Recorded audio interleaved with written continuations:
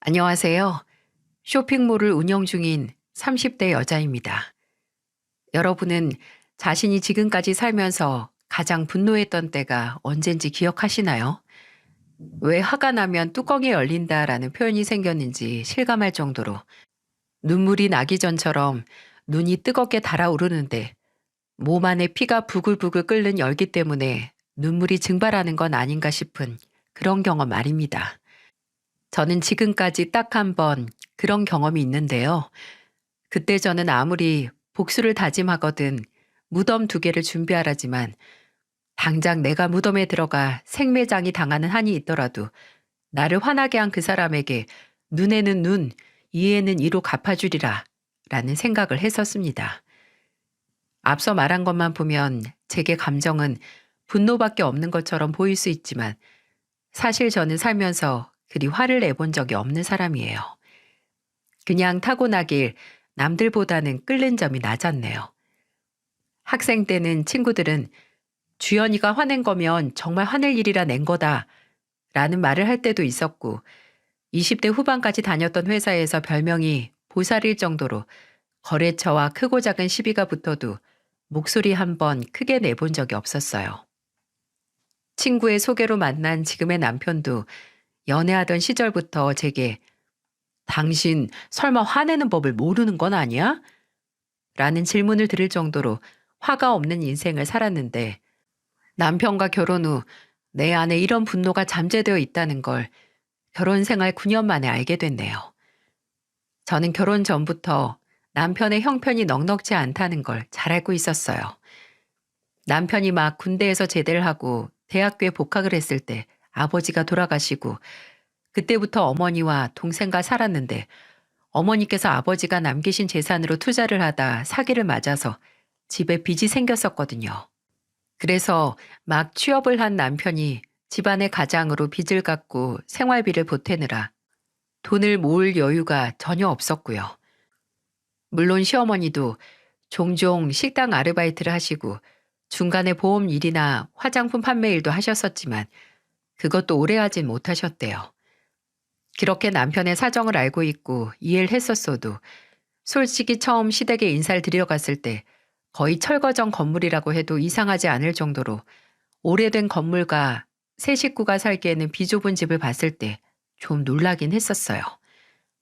방이 2개뿐이라 시어머니께서는 거실에서 생활을 하시는지 치우시긴 했지만 거실에 시어머니 옷가지나 약봉투 그리고 이부자리가 작은 2인용 소파 옆에 개켜져 있었죠. 그때 그 모든 걸 보고 생각이 복잡해지지 않았다면 거짓말일 거예요. 하지만 저희 집도 고향에서 작게 세탁소를 운영하시는 부모님께서 넘치진 않으셔도 자식에게 기대지 않고 2분 먹고 살 정도의 경제 활동만 하셨거든요. 로또보다도 어려운 게 탯줄을 잘 잡는 거라고 하는 것처럼 저는 다행히 운 좋게 제가 버는 거 오롯이 저축할 수 있는 상황이었던 거고 남편은 아니었던 거기에 굳이 그런 조건을 문제 삼아 남편과의 결혼을 다시 생각하고 싶지 않았습니다.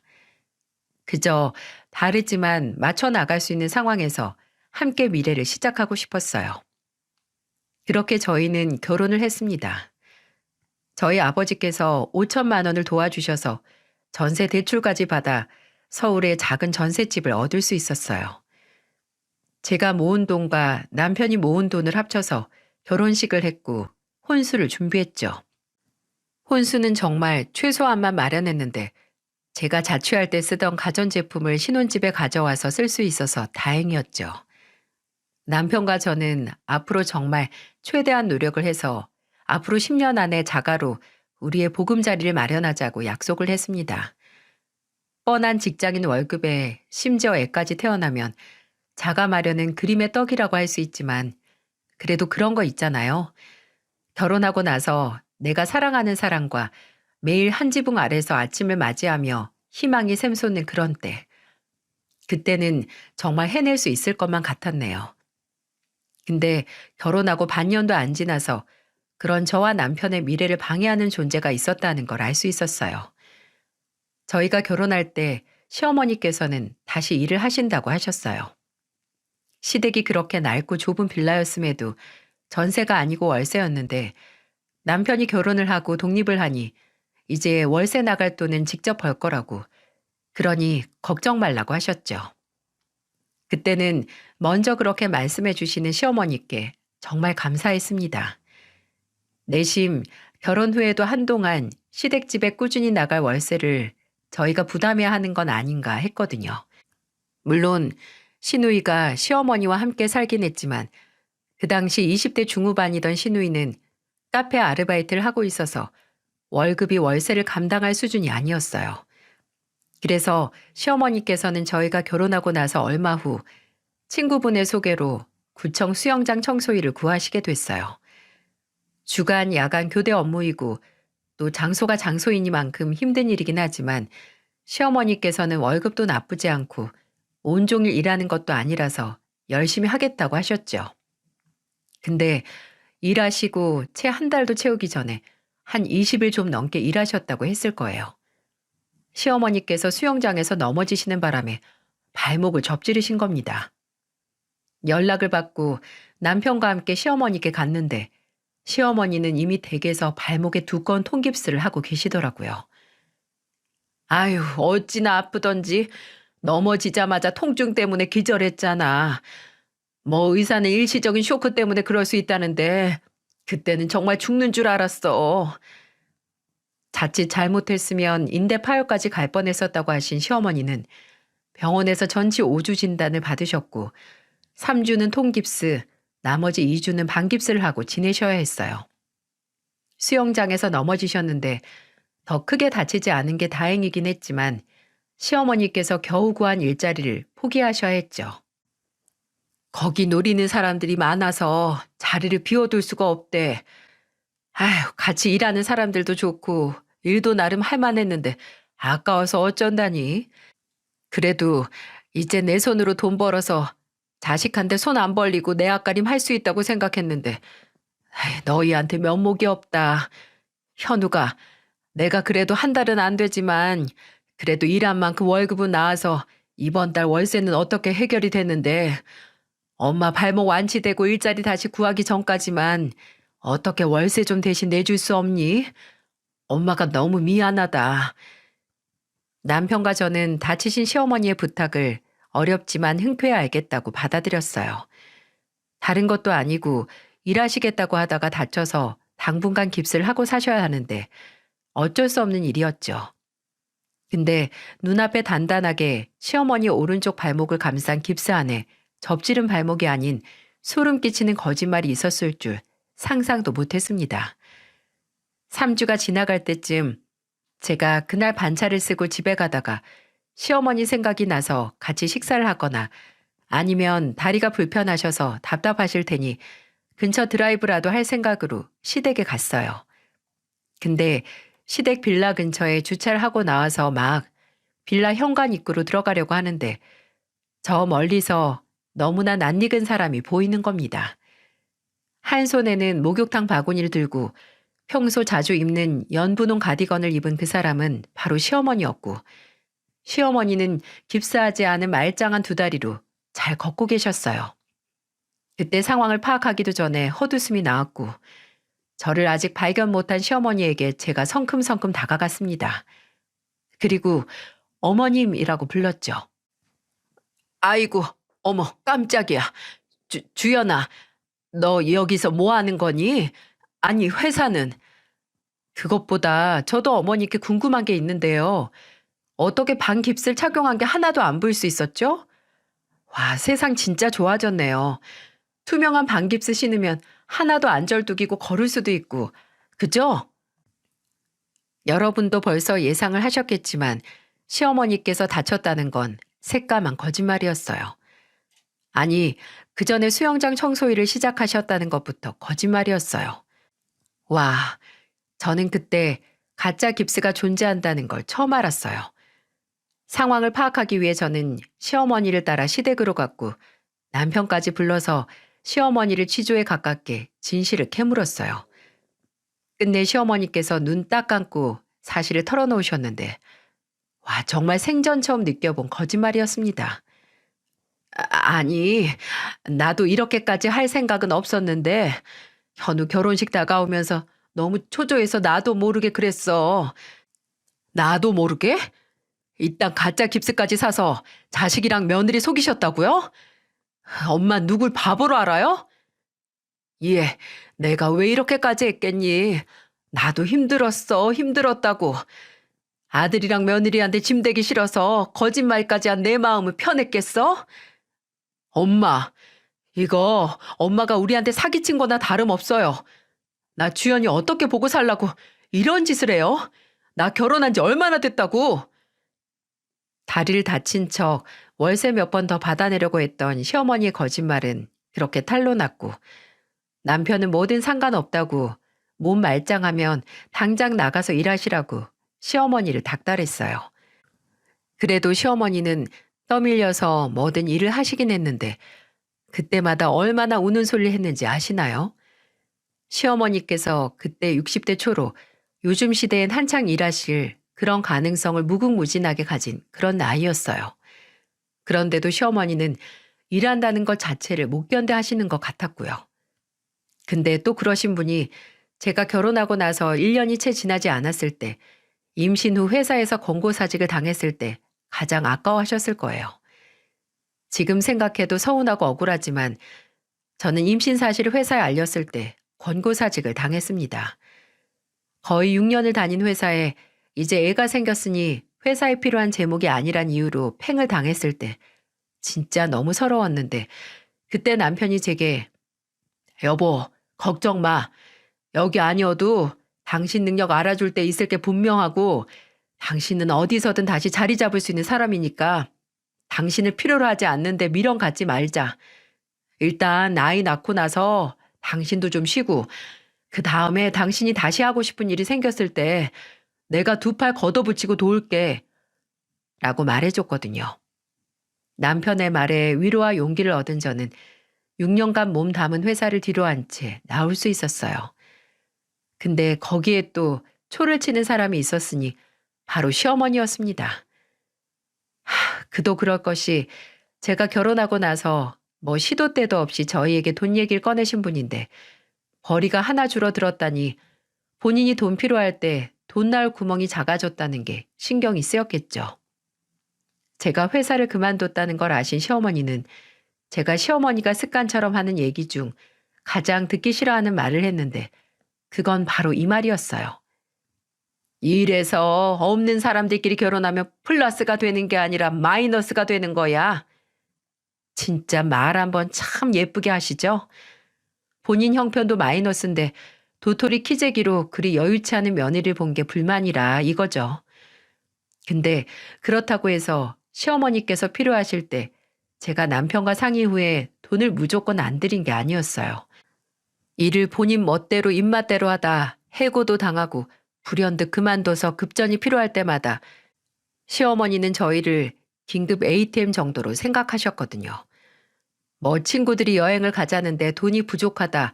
생활비나 월세같이 고정적이고 필수적으로 나가는 돈뿐만 아니라 나도 동네 아줌마들이랑 개를 들고 싶은데 좀 보태달라. 친척 조카가 결혼하는데 내가 고모된 입장에서 이불이라도 한 세트 좋은 거 해주고 싶으니 좀 보태라 등등. 근데 그렇게 도움을 받다가 저희도 돈 나오는 하수분이 아니라 이번에는 어렵다고 한마디 하면 바로 저 습관적으로 튀어나오는 말을 제 앞에서 하신다는 거죠. 그런데 제가 억울하게 권고사직을 당했다고 했을 때도 저 소리를 하시길래 그냥 참고 넘어가던 저도 이번에는 참을 수가 없어서 말했습니다. 그러게요. 어머님, 이제 저한테 돈 달라고 하시면 안 되겠어요. 회사에서도 잘리고 이제 곧 손자도 태어나는데 마이너스끼리 만난 저희한테 어머니께 용돈이라도 드릴 여유가 있을 리가 없잖아요. 그렇지 않나요? 제가 이 말을 했을 때 시어머니 얼굴에 스쳐 지나간 아차 싶은 표정. 웃기기도 하고 또 제가 돈 얘기 꺼내자마자 바로 본인 손에 따져서 계산기 두들기는 그 모습이 인간적으로 정이 떨어지기도 했습니다. 정말 이제 와서 생각해보면 시어머니는 제가 만난 사람들 중에 가장 이기적인 사람이었어요. 위기가 기회라고 제 경력 단절로 시어머니에게 돈 얘기가 나올 가능성을 차단하고 저는 과거의 상처는 뒤로 한 채 육아에만 집중을 했습니다. 근데 정말 기회는 늘 준비를 하던 사람에게 오는 건가 봐요. 아들이 어린이집에 갈 나이가 될 때쯤 저는 뭐든 가리지 않고 이력서를 이곳저곳에 넣는 게 아니라 거의 뿌리듯 구직 활동을 시작했어요. 저와 남편에게는 10년 안에 집을 마련하자는 목표가 있었기에 그대로 있을 수 없었거든요. 근데 거의 3년은 아무런 활동 없이 있던 주부에게 제 취업의 문은 이게 벽인지 문인지 구별이 안 갈 정도로 굳게 닫혀 있었고, 그렇지 않으면 최저시급도 채 챙겨주지 않는 곳뿐이었죠. 그러던 제게 제2의 기회를 선사해 준 게 바로 개인 쇼핑몰이었습니다. 예전에 같은 회사에서 일하다가 개인 쇼핑몰을 시작해서 회사를 그만둔 지인이 있었는데 우연한 기회로 연락이 닿았거든요. 제가 그 친구에게 재취업을 준비하느라 힘들다는 소리를 했는데 그 친구가 저만 할 마음이 있다면 개인 쇼핑몰을 시작해 보라고 하더라고요. 정말 부지런하게만 할 수 있다면 초기 자본금도 많이 들지 않고 사무실이 없는 초기에는 집에 옷 쌓아두고 혼자서 하면 되니까 차라리 기한 없는 취업 활동보다는 낫지 않겠냐고요. 제가 흥미를 보이자 이미 쇼핑몰로 자리를 잡은 친구는 제게 본인이 초기에 자리를 잡게 된 노하우를 전수해줬고 저는 그렇게 개인 쇼핑몰 시장에 뛰어들었어요. 새벽에 일어나 옷 떼서 집에 오면 남편이 출근 준비하면서 아들을 어린이집에 보낼 준비를 하고 있었어요. 그럼 저는 엘리베이터 4번씩 왔다 갔다 해서 다 가져올 수 있을 정도의 옷가지를 집에 쌓아두고 옷이 잘 나오게 찍은 사진과 인터넷의 옷 하나하나마다 고객들이 옷을 구매하고 싶을 만한 멘트와 소개글을 써서 올렸어요. 하루에 신상품 게시물만 수십 개를 올렸고 단 한 번의 주문도 받지 못해 하루하루 좌절도 했습니다. 근데 제게 노하우를 전수해준 친구가 말하길 그때 절대 그만두면 안 된다고 같은 옷이어도 가격이든 구매욕을 자극시키는 사진이든 올려서 남들과는 다른 점을 어필할 구상을 하라고 했거든요. 주말마다 나들이 겸 옷사진 찍으러 아들과 남편과 함께 나가서 남편이 사진사 역할도 하고 저는 모델을 해서 옷사진을 찍고 주변 친구들에게 옷 샘플을 선물해서 리뷰 댓글을 달아달라고 부탁도 했어요. 그렇게 버티고 버티니까 일 시작하고 반년 만에 300만 원이라는 흑자가 났고 1년 4개월 만에 원룸 사무실을 얻어서 저 포함한 직원 3명으로 사업을 확장시킬 수 있었어요. 그리고 그렇게 버틴 지 3년 반 만에 사무실 직원은 고객 전담 CS 직원과 MD, 사진 촬영팀까지 7명으로 늘어 자리를 잡게 됐습니다. 시작했을 때에 비하면 정말 대단한 성공을 거뒀다고 제 자신에게 자부할 수 있었어요. 남편과 아들과 함께 살 집을 마련하는 꿈을 단축시킬 수 있는 수입이 생겼고 또 남편과 부모님이 저를 자랑스러워하셔서 더 이상 욕심을 낼 수 없을 정도로 만족스러웠습니다. 그리고 무엇보다 결혼을 하고 아이를 낳아 가정이 생겼다고 일에 대한 열정이 사라졌을 거라 저를 버린 사람들에게 최상의 복수를 한 것 같아 하루하루 제게 온 기회와 성공에 감사하는 마음으로 살았어요. 근데 물론 삐걱거리는 과정이 있긴 했어요. 그중 하나가 바로 시누이였네요. 시누이는 30이 넘어도 철 안 들고 제게는 참 한심한 존재긴 했지만 솔직히 얼굴도 예쁘고 키도 160대 후반으로 몸매도 좋았어요. 근데 20대 초반에 피팅 모델 경험이 있다는 시누이는 제가 사업을 확장해 갈 때쯤 하던 일을 그만두고 백수 상태로 있었거든요. 근데 그때 제게 먼저 다시 일 구할 때까지 언니 쇼핑몰 모델로 일할 수 있냐라고 하더라고요. 뭐 고정적으로 함께 작업을 하는 모델은 있었지만 그건 오너인 제 재량껏 변경을 할 수 있었고 또 이왕 함께 일하는 거 모델로서 나쁘지 않은 프로포션과 또 가족을 돕는다라는 의미로 시누이와 함께 일해도 나쁘지 않을 것 같더라고요. 그때는 몰랐죠. 제가 엄청난 실수를 했다는 사실을요. 시누이와 함께 일하게 되면서 점점 시누이가 본인이 입고 찍은 샘플로 나온 옷들에 눈독을 들이더라고요. 뭐 샘플 옷은 이미 착용을 하기도 해서 판매를 하지 않기도 해서 몇 번 입으라고 준 적도 있습니다. 근데 아예 제 사무실을 본인 옷장처럼 쓰더라고요.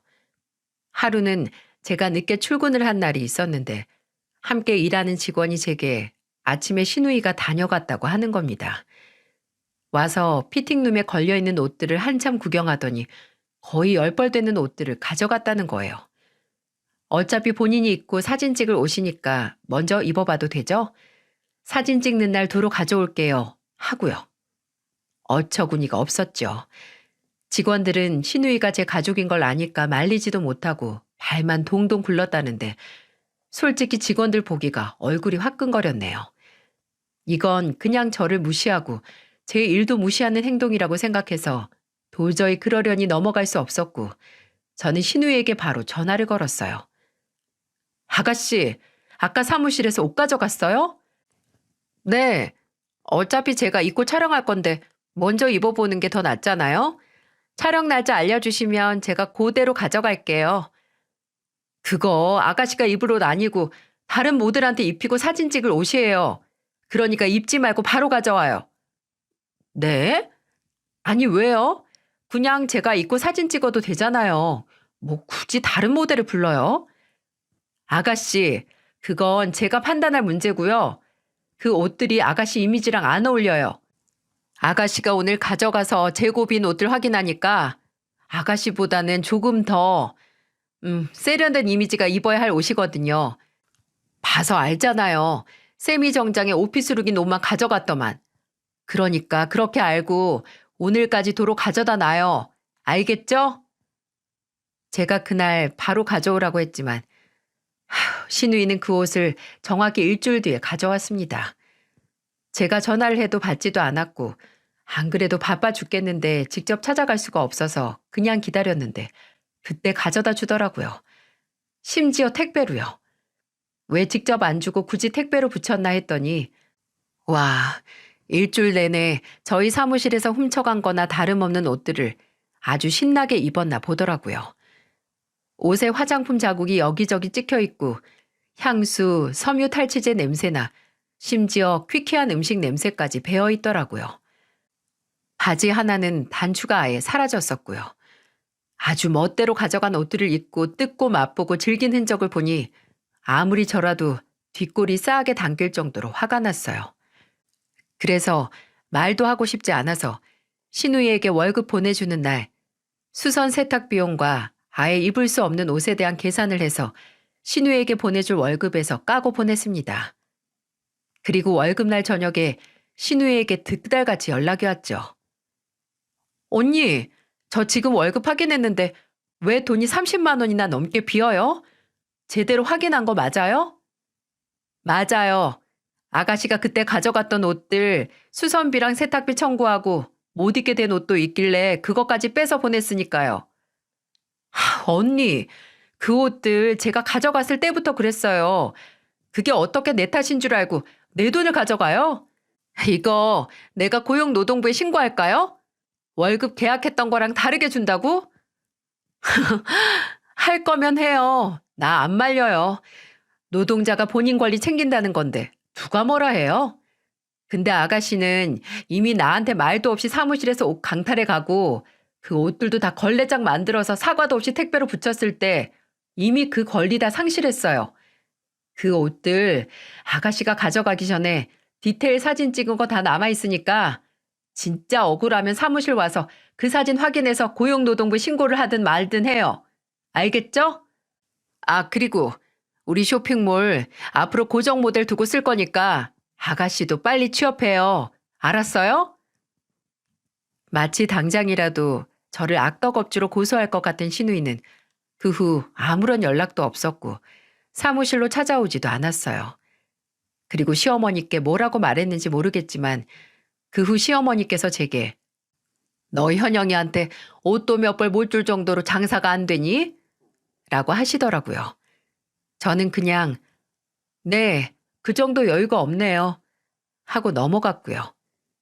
그러다 제가 일을 시작하고 4년 정도 지났을 때 사건이 터지게 됩니다. 남편이 밤에 퇴근하고 집에 오다가 뺑소니 사고를 당한 거예요. 초저녁이라서 때마침 사고 현장을 본 목격자들이 있어서 남편은 바로 병원으로 이송됐고 뺑소니 차량도 목격자 CCTV에 찍힌 증거로 금방 잡힐 수 있었어요. 잡고 보니 음주운전 차량이라고 하더라고요. 대체 왜 술 처먹고 운전대를 잡을 정도로 정신을 놓는 건지. 불행 중 천만다행으로 남편은 경미한 뇌진탕과 골절로 며칠 병원에 입원만 하면 됐었는데 목숨에 지장이 없었기에 가해자와는 합의를 해서 합의금을 받고 끝냈어요. 남편이 병원에 입원을 했을 때 남편 혼자 두는 게 영 마음에 쓰여서 저는 사무실 출근하기 전 한 번, 퇴근하고 나서 한 번 병실에 둘러서 남편을 보고 왔거든요. 물론 왔다 갔다 하는 게 번거롭고 또 피곤하기도 했지만 남편 얼굴을 보는 게 제 마음이 놓이기도 해서 그랬던 거였어요. 근데 남편은 그런 제게 미안함을 느꼈나 봅니다. 하루는 저도 점심도 거르고 사무실에서 바쁘게 보내서 퇴근 후 남편이 좋아하는 초밥집에서 초밥 세트 포장해서 병원으로 갔는데 남편이 허겁지겁 밥을 먹는 저를 한참 보더니 그러더라고요. 본인이 저를 너무 고생시키는 것 같다고 말이죠. 솔직히 나 결혼 전부터 모아둔 돈도 없어서 장인어른 돈 가져다가 당신이랑 결혼하고 좋은 조건으로 이직도 못해서 아직도 월급 300도 못 받고 있잖아. 그리고 우리 어머니나 현영이 때문에 당신 마음고생 시킨 건 말할 것도 없고. 근데 이제 당신이 좀 성공해서 빚 보려니까 이렇게 나까지 다쳐서 안 그래도 힘든 당신 더 힘들게 만드는 것 같아서 내가 진짜 당신 볼 면목이 없다. 나 병원에 있느라 우리 성준이도 당신 혼자 볼 거 아니야. 그 말을 듣는데 고작 세 입 먹은 초밥이 얹히는 것 같더라고요. 내가 내 목표를 위해 바쁘게 사는 동안 내 옆에 있는 남편은 이런 생각을 하고 있었구나 하는 생각에 마음이 아팠어요. 하지만 남편은 아주 대단한 착각을 하고 있었고 저는 그런 남편의 생각을 바로잡아 주었습니다. 여보, 내가 지금 사무실 차리고 일하는 게 오로지 내 성공 같아? 아니야. 이거 당신 없었으면 못했어. 나 새벽에 나가서 동대문 돌면서 온 무더기에서 파묻힐 것 같을 때 내 몫까지 우리 성준이 돌본 거 당신이고 또 홈페이지 만들 때 도움 준 것도 당신. 초기에 직접 중고 카메라 사다가 내 사진 기사 되어준 것도 당신이잖아. 나 당신 없었으면 여기까지 못 왔어. 그러니까 그런 걱정하지 마. 근데 그렇게 말했어도 뭔가 부족한 느낌이 들더라고요. 남편에게 당신이 내게 얼마나 고마운 존재이고 큰 존재인지 알려주고 싶었죠. 그래서 돈 벌어서 어디다 쓰냐, 다 가족에게 쓰는 거지라는 마음으로 몇십 년 동안 월세방을 전전하던 시어머니께 전셋집을 얻어줄 결심을 하게 됐습니다. 남편한테 고마운데 왜 시어머니 좋은 짓을 하냐고 하실지 모르겠지만 시어머니가 지금까지 월세방에서 산다는 게 남편에게는 평생 마음의 짐이었던 걸 알고 있었거든요. 그래서 그런 남편의 마음의 짐과 자식으로서의 죄책감을 덜어주고자 그런 선택을 하게 된 거예요. 남편에게 처음 이 말을 꺼냈을 때 남편은 왜 당신이 번 돈으로 우리 엄마 전셋집을 구해주냐고, 안 그래도 된다고 정말 괜찮다고 말했지만 저는 이 돈 나만 고생해서 번 돈 아니라고, 시어머니께 성공한 며느리 노릇하고 싶은 마음도 있지만 나 당신이 조금이라도 마음 편했으면 해서 하는 거니까 거절하지 말고 받아줬으면 좋겠다고 거절했죠. 그리고 남편과 상의 후에 시어머니께 이 얘기를 전달하니 저는 결혼 생활 7년 만에 그렇게 놀라고 놀란 만큼 눈을 반짝반짝 빛내며 기뻐하는 시어머니 얼굴은 처음 봤습니다.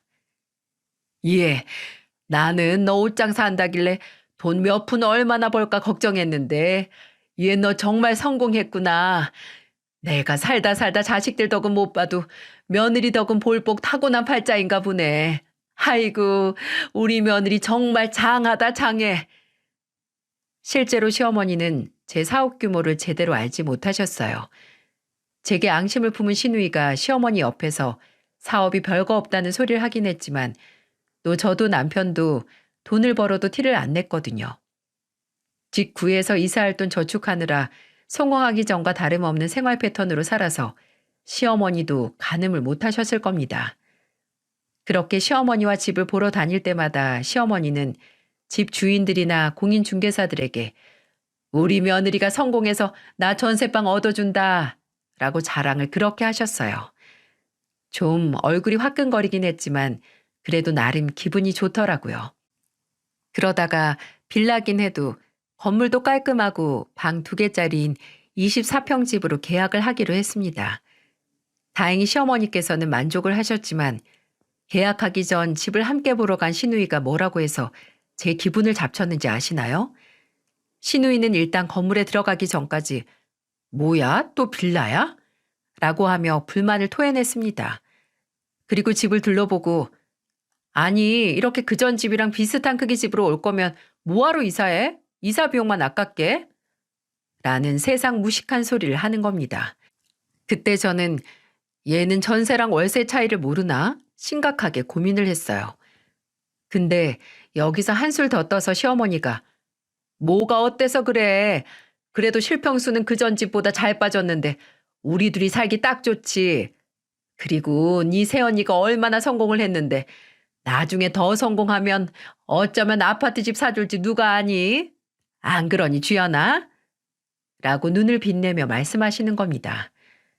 그 뻔뻔함에 뭐지 싶었는데 그냥 시누이를 보면서 아가씨는 여기보다 넓은 월세방으로 가고 싶은 것 같은데요?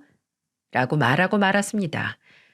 그리고 시누이에게 더 좋은 집은 나중에 아가씨 돈 벌어서 가요. 아, 그 전에 취업부터 해야겠네. 라고 덧붙였고요. 그때는 시누이의 말에 짜증이 나서 크게 의미 두지 못했지만 저는 그때 저를 보며 기대감으로 눈을 반짝거리던 시어머니 눈빛을 눈치챘어야 했어요. 시어머니와 시누이가 이사를 하고 1년이 지나기도 전에 시어머니가 저를 찾아오셨어요. 그때 시누이가 무슨 재주로 직업 좋은 전문직 남자와 결혼을 한다고 했었는데 그 문제로 상의할 게 있다면서요. 솔직히 조금 눈치를 채긴 챘습니다. 시어머니가 왜 시누이 결혼 문제로 저를 찾는지 말이죠. 여러분도 어느 정도 감이 오시죠? 맞아요. 시어머니는 제게 시누이 결혼할 때 혼수 비용으로 5천만 원을 해달라 부탁을 하셨어요. 김서방 집안이 강남 토박일 정도로 잘 나가고 재산이 꽤 돼. 근데 그런 집에 딸 시집 보내면서 혼수할 비용도 안 하면 그 잘난 집안에서 우리 현영이 얼마나 무시하고 구박하겠니?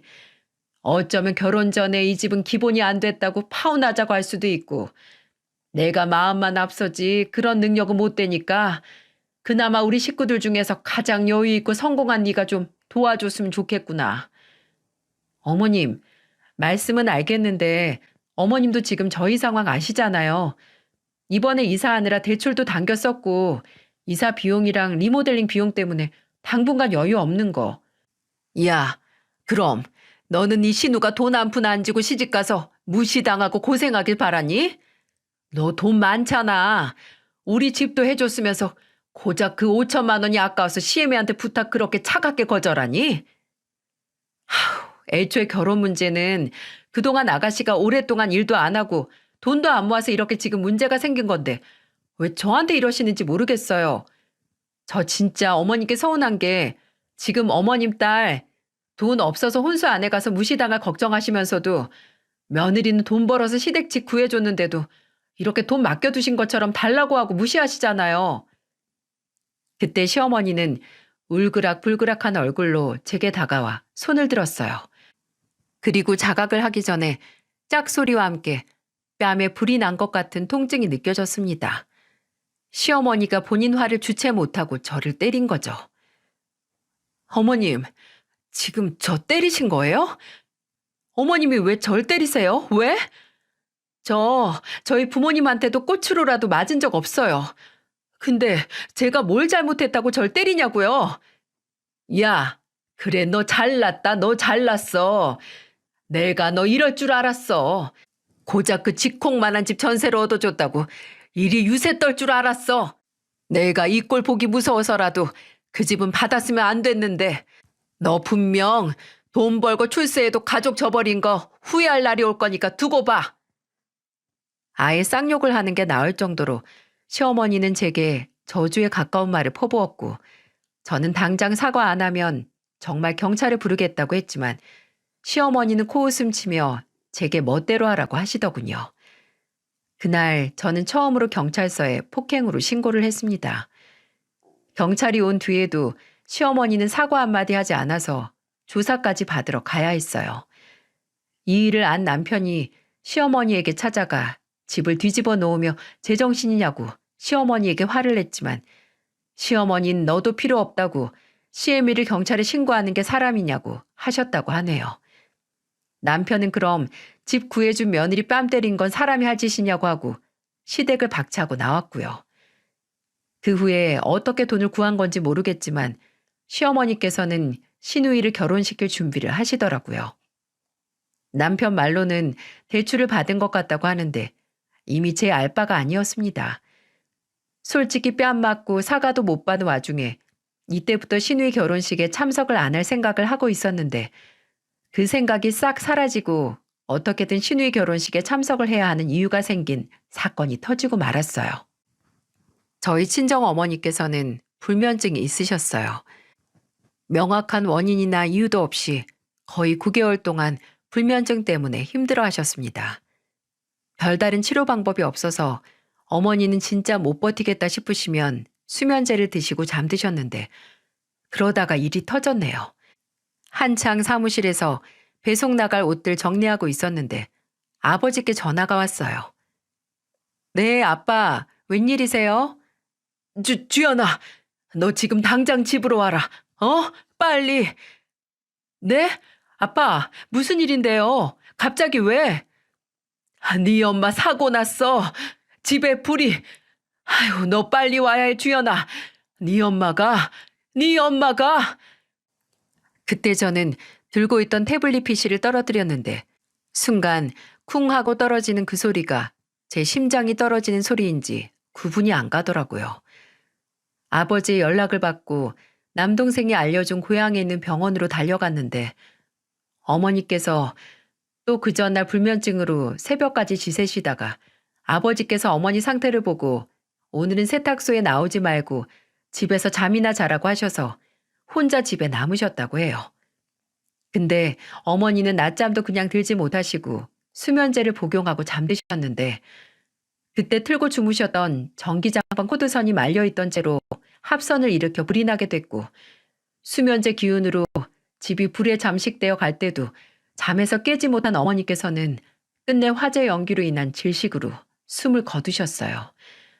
정말 예상치도 못한 사고였어요. 아버지께서는 그날 집에서 낮잠이라도 자라고 하던 본인을 탓하셨고 저는 불면증으로 힘들다고 하시던 어머니께 심하면 병원에 가서 처방을 받으라고 했던 과거의 저를 저주했어요. 그렇게 장례식이 치러졌고 저는 이런 고통 속에서도 이제 내 곁에 어머니가 없다는 생각에 몇 번이나 정신을 잃을 뻔했어요. 근데 그런 제 정신을 바짝 들게 해준 사람이 있었습니다. 그건 바로 시어머니였어요. 시어머니는 빈소를 설치하고 나서 얼마 안 돼 바로 달려오셨거든요. 그 밤에 먼 충청도까지 혼자 오신 게 솔직히 그땐 그래도 유일한 며느리가 부고를 당했다고 이렇게 빨리 달려오셨구나 하고 감사한 마음이 들었어요. 멍청한 착각이었죠. 아마 제가 살면서 했던 착각들 중 가장 말도 안 되는 착각이었을 겁니다. 시어머니는 빈소에 들어와 남편을 보고 저희 아버지께 간단히 인사를 드린 뒤 갑자기 저를 데리고 빈소 안쪽에 있는 방으로 가시더라고요. 그 유족이 잠시 눈을 붙이거나 쉬는 작은 방 있잖아요. 그리고 제게 아주 심각한 얼굴로 아주 개 같은 소리를 하더군요. 예, 너 현영이 결혼식 전까지는 현영이 스치듯 보거나 연락할 생각도 하지 마라. 당연히 며칠 뒤에 있는 결혼식도 오지 말고. 어머님, 갑자기 그게 무슨 소리예요? 너도 사회생활 한 만큼 한 애가 왜 이리 답답하게 굴어? 원래 조사 치른 사람이 경사 있는 자리에는 안 가는 거야. 임산부나 막 애 낳은 엄마도 조사 자리에는 재수 온 붙을 수 있으니까 안 가는 거고. 이런 거 못 배웠니? 우리 현영이 너 만났다가 잡기가 붙을지 아니면 결혼 앞두고 괜히 안 좋은 기운이 옮을지 누가 아니? 조심해서 나쁠 거 없으니까 그렇게 알아. 아유, 괜히 속 시끄럽게 왜 현영이 결혼식 앞두고 이런 일이 일어나는 거야? 남의 딸 혼사길에 재 뿌리는 것도 아니고.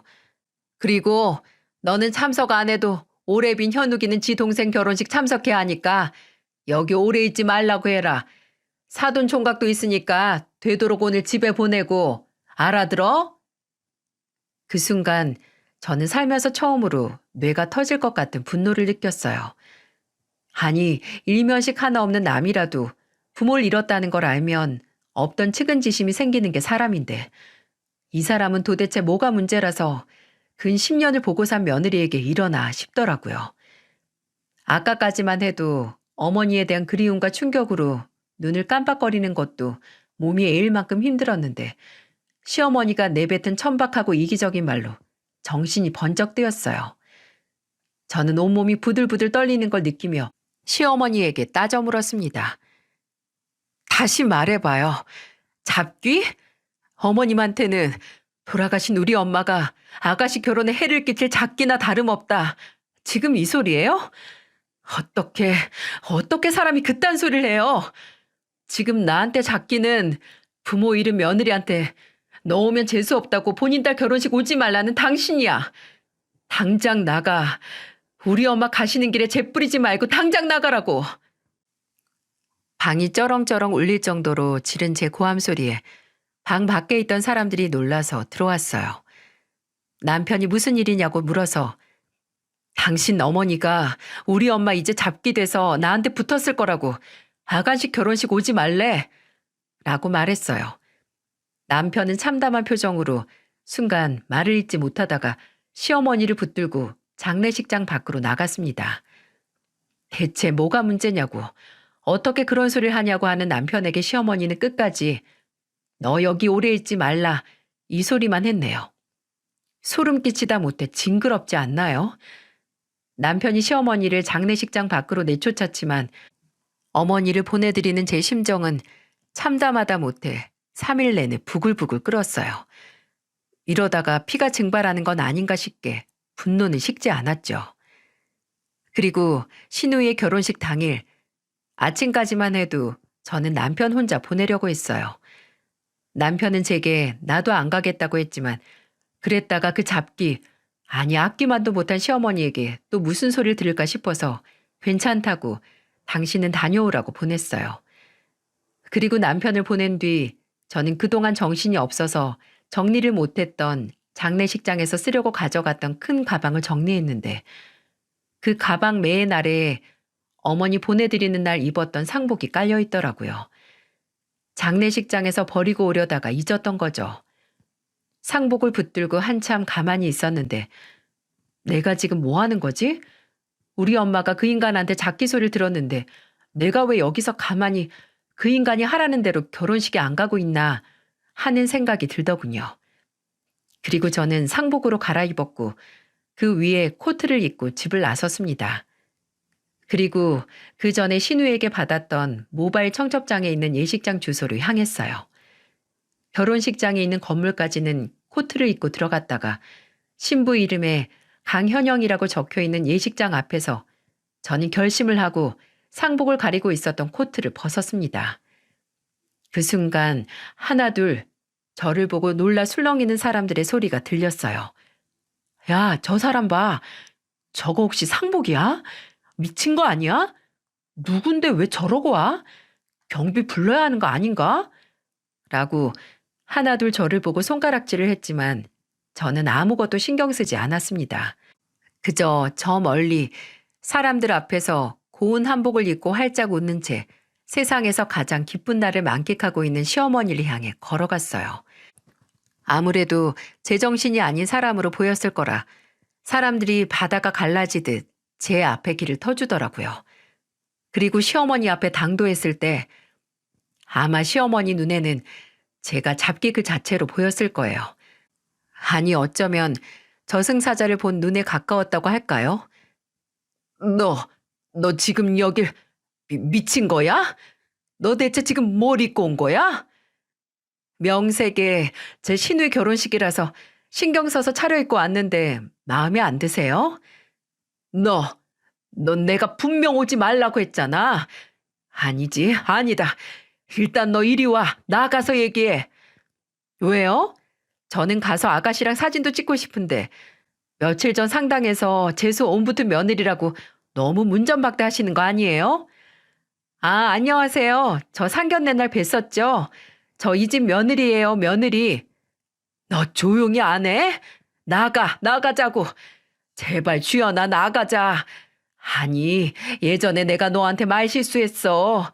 미안하니까 일단 나랑 제발 사람들 없는 데 가서. 왜 사람들 없는 데 가서 말을 해? 내가 오늘 왜 왔는데?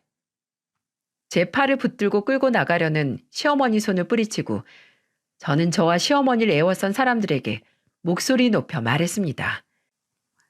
여러분, 여기 이분이 제 시어머니신데 10년 동안 얼굴 보고 산 며느리가 얼마 전 친정엄마를 사고로 여의었는데 장례식장 와서 우리 어머니가 잡기 됐으니 본인 딸 결혼식에 절대 오지 말라고 하신 분이에요, 이분이.